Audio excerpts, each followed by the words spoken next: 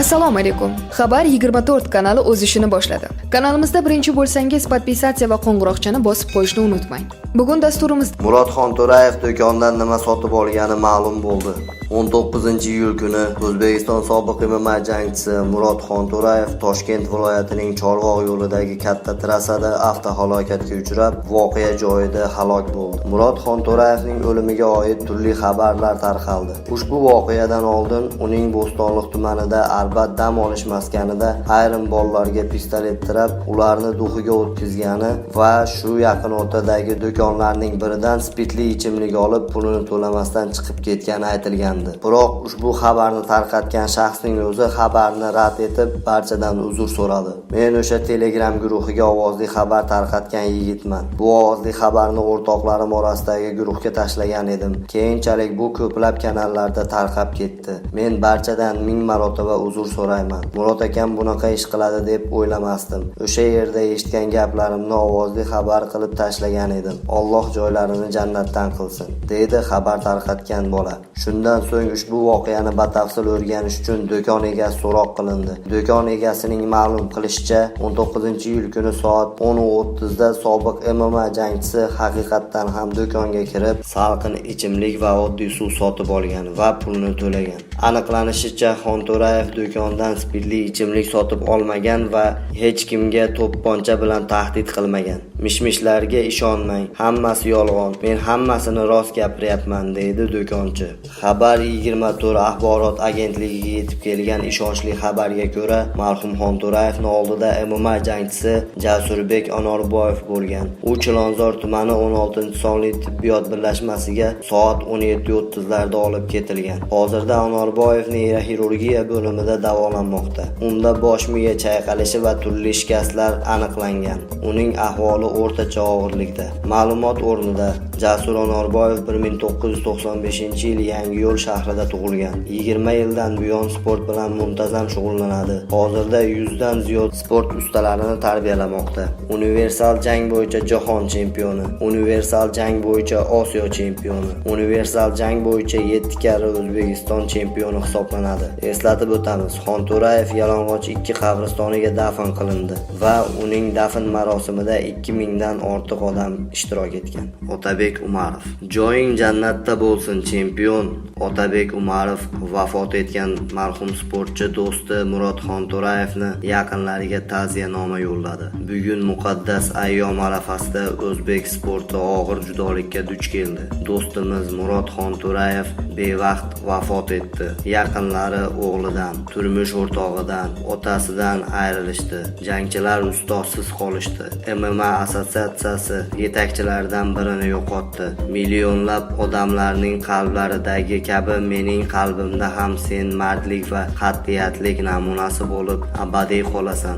Oz vaqt yashagan, lekin ko'plarni ilhomlantirishga muvaffaq bo'lding. Qodir Alloh sabring uchun mukofotlasin. Birodarim, joying jannatda bo'lsin, chempion, deb yozadi Otabek Umarov. O'zbekistonda Baxti Tashkinskidan tashqari yana bir smotryash tayinlandi. 42 yoshli samarqandlik Adham Yoqubov Vorzakon unvoniga sazovor bo'ldi. Bungacha u 17 yilni Birlashgan Arab Amirligida qamoqda o'tkazgan. Tayinlanish Istanbuldagi uchrashuvlarda bo'lib o'tdi. U MDH mamlakatlaridan 15 avtoritetni yig'di. O'nlab boshqalari Skype orqali qatnashdilar. Uchrashuvni 58 yoshli Vorzakon David Texrashvili, Dato Surgutskiy tomonidan o'tkazilgan. Shuningdek, Sasha Peterskiy, Roman Batomskiy, Joni Kutayskiy bor edi. O'g'rilar bir ovozdan Adham Samarkandskiyga tosh kiydirdilar va bu MDH mamlakatlarida deyarli 4,5 yil davomida hech kimga bunday yuqori daraja unvon berilmagan edi. Zaxariy Kalashev, ya'ni Shakro Maladoy o'zi Adham Yoqubovga rozilik bildirdi. Adham Yoqubov Markaziy Osiyo va Kavkazdan kelgan jinoyatchi generallar ham qo'llab-quvvatladilar. Shu jumladan Sokol viloyati Vorzakoni, Kolya Kirgiz laqabli Kamchi Kalbayev, ozarbayjonlik Nodir Salipov va o'zbekistonlik yagona Vorzakon bo'lgan Baxti Tashkinskiy bu narsalarga qarshi emasdi. Adham Samarkandskiy 1998-yilda Dubayda bir ayol va uning tan soqchisini o'ldirganligi uchun oxirgi jazoni o'tamoqda. U umrbod qamoqqa jazosiga mahkum qilindi. Keyinchalik 25 yilga almashtirildi. Zindonda u smotryachiga aylandi. Ta'kidlanishicha, Adham Samarkandskiy tayinlanishda toshkentlik 30 yoshli Ravshan Muhiddinov, ya'ni Ravshan Zolotoyni qo'li bo'lgan. Ravshan Zolotoy yaqinda Butunjahon boks assotsiatsiyasi rahbarligi lavozimini tark etdi. Taniqli o'zbekistonlik biznesmen G'afur Rahimovning jiyani ma'lumki jinoyat olami Baxti Tashkenskiy harakatsizlikda ayblagan. Xususan jinoiy buyruqlar O'zbekiston zonalarida o'z kuchini yo'qotganligi, ularning barchasi qizil rangga aylanganligi inobatga olindi. Baxtiyor Qudratullayev 1971-yilda Toshkent shahrining Yangiobod tumanida tug'ilgan. Shuning uchun uning o'g'ri ismi ikki talqinga ega. 26 yoshida u tojni Yo'ldosh Bo'stonlikskiy, Yo'ldosh Ashurov, Tetxasan va Dato Tashkenskiy qo'llaridan oldi. O'rzakonlik tojini kiyish hozirgi zamonda mashhur bo'lgan ekstremal rejimda bo'lib o'tdi. Biroq virtual tarzda taqdim etilgan toshkentlik Baxtining yuqori kuchlari hech qachon tortishilmagan. U unvonni munosib qabul qilib, butun umri davomida o'g'rilarning tushunchalariga sodiqligini isbotlab, nafaqat tabiatdagi turli vaziyatlarda, balki Tovoqsoy qamoqxonasida O'zbekistondagi eng qattiq rejimda o'zini ko'rsatdi. Bo'lajak toj egasi Yo'ldosh Bo'stonlikskiy o'sha paytda O'zbekistonga smatryashi etib qo'ygan edi. Baxtida uning maxsus rejalari bor edi. Gap shundaki, Yo'ldoshning tepasida qora bulutlar paydo bo'ldi. Masala uning muqarrar devorchasiga aylandi.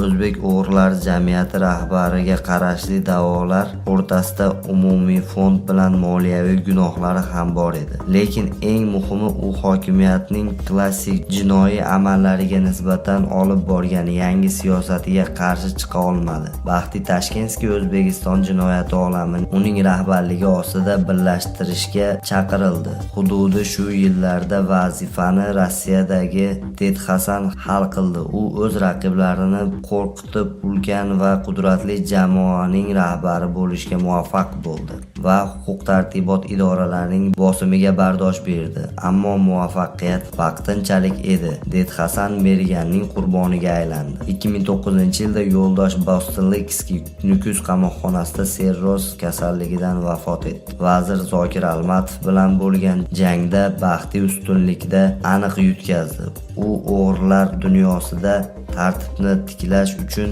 tayinlanmagan. Birinchidan, mamlakatda barcha zonalar qizil rangga bo'yalgan edi. Keyin u o'zi O'zbekiston chegaralarini tark etishga majbur bo'lgan. 2008-yilda Moskvada hibsga olingan va 6 oy o'tgach O'zbekiston tomonining iltimosiga binoan vatanga qaytarilgan. Toshkent uni O'zbekiston Respublikasi Jinoyat kodeksi 273-moddasi giyohvand moddalari savdosi bo'yicha sud qilishdi va jazoni jasliqda o'tash uchun jo'natishdi. Uning taqdiri haqida hokimiyat bilan muzokara olib borgan nufuzli o'zbeklardan Salimboyevcha, ya'ni Salim Abduvaliyev donoligiga ishonch hosil qilish mumkin. Davlat va soyali tizimlar o'rtasida bog'lanib, uning evaziga hokimiyatdagilarning boyligi va shon sharafiga sazovor bo'lgan. Baxti Tashkenskiyning yutqazganiga tasalli uning asosiy raqibi vazir Zokir Almatov o'z idorasini va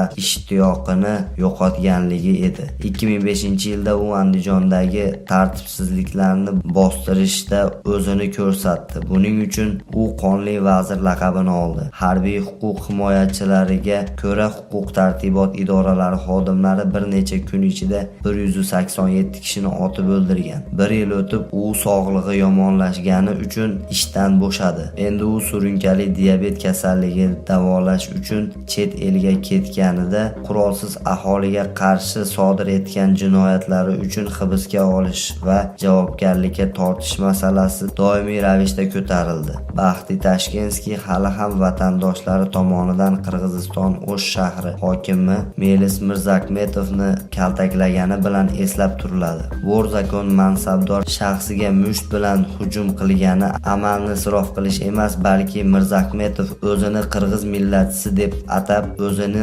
anti-o'zbek qarashlarini yashirmaganligi uchun kaltaklandi. Baxtining xatti-harakatlari rasmiy hokimiyatni tan olmagan va millatiga qarab odamlarni ajratmaydigan yozilmagan o'g'rilar shon sharafi kodeksiga to'laqonli mos keladi. Birinchi marta Baxti Tashkenskiy 2008-yilda giyohvandlik moddasi saqlaganligi uchun hibsga olingan. U 6 oyni tergov hibsxonasida o'tkazdi. Shundan keyin O'zbekistonga deportatsiya qilindi. U yerda sodir etgan jinoyati bo'yicha sud bo'lib o'tdi. Sud qarori bilan Qarshi shahridagi eng qattiq koloniyalardan biriga jazoni o'tash bilan qonuniy o'g'ri 8 yilga qamaldi. Jazoni o'tash yillari baxti sezilarli darajada ozib zaiflashdi. Koloniyadan uni yaqin qarindoshlari nogironlik aravachasida kutib olgan. Chunki u ozod bo'lib kelgan paytida o'zi mustaqil yura olmasdi. Koloniyada ular mamlakatda o'g'rilarning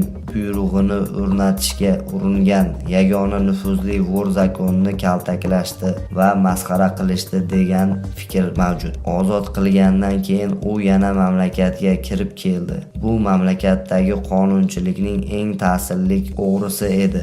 O'g'rilarning g'oyalarini rivojlantirish va xudojo'y bolalarga ta'lim berishda davom etdi. U ishtirok etgan eng baland tadbir 2018-yilda O'zbekistonning poytaxtida bo'lib o'tgan. 2018-yil 20-avgust kuni Toshkentda postsovet hududidagi barcha zakon yig'ilishlari bo'lib o'tdi. Bu haqida 30-avgust payshanba kuni jinoiy olamga yaqin manbalarga asoslanib Ozodlik radiosiga xabar bermoqda. O'zbekistonning marhum prezidenti Islom Karimov davrida jinoyat doiralarining aksariyat qamoqqa tashlangan, ularning oz qismi hukumat nazorati ostida ishlagan. Hozirgi qonun o'g'rilarning yig'ilishi Toshkentda 20 yil ichida birinchi marta bo'lib o'tdi, deydi rossiyalik tahlilchi nashr bilan suhbatda. Uchrashuvga 46 yoshli o'zbekistonlik jinoiy hokimiyat vakili Baxtiyor Qudratullayev tashrif buyurdi.